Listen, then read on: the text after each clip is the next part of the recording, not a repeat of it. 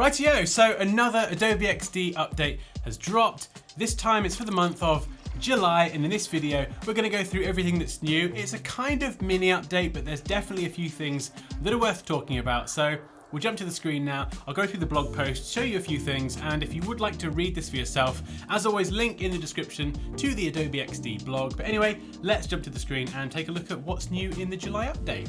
Okie dokie, so we're now on the blog post webpage, July 2019 release of Adobe XD, improved designer-developer collaboration, mobile commenting, and more.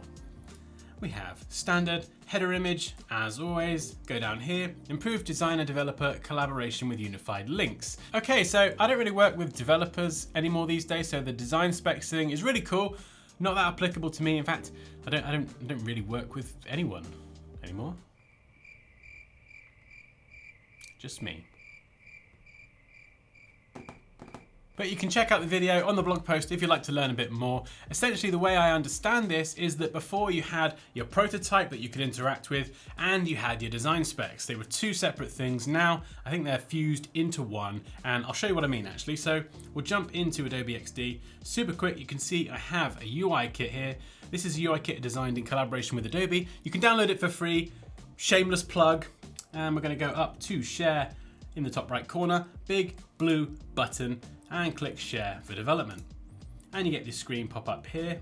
And I've already shared this, so you can click update or just click on the link once you've shared it. And it will load up in a browser. Now, of course, we've always had the ability to add comments. You can whip the panel out here, add a comment. Now underneath we have this one here.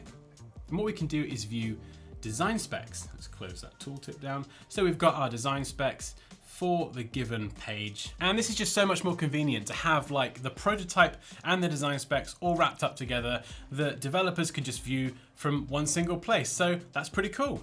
Okie dokie, let's go back to the blog post. What is up next? We'll scroll down. Okay, so now you can quickly navigate prototypes with grid view. So if we jump back up here, so previously, before we could see our screens, we could interact with our prototype, and we could go down here and just manually click through all the screens. Go away tooltip. We could manually click through all the screens. But now what we can do is go up here, click on the name of our project, and we get this like bird's eye view of all of the different screens in our project. And what we can actually do is we can even search from the top right here.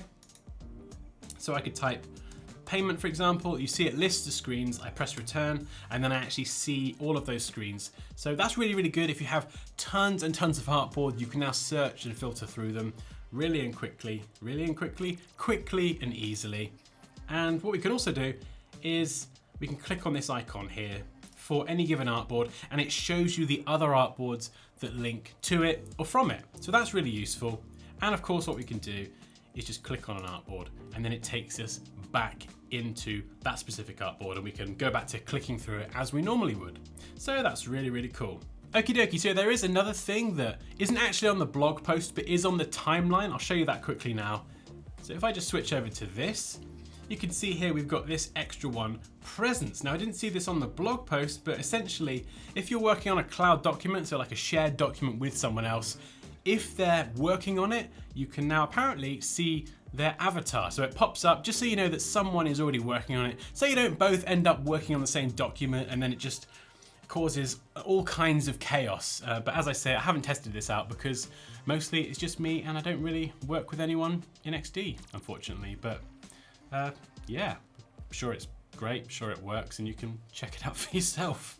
Okay, so we've got one more to go through. Let's jump back to the blog post. Scroll down. Okay, so provide feedback from anywhere with comments from mobile. Okay, so I can't actually remember if you could previously preview prototypes on mobile. As I say, I don't really do a lot of that project stuff anymore, but now you can, if you couldn't before, great. Now you can definitely add comments on mobile. So there's a video here showing you that feature in action. So if you want to view something on mobile and comment directly from mobile, which let's be honest is much more convenient for a lot of people nowadays with smartphones and stuff, then now you can.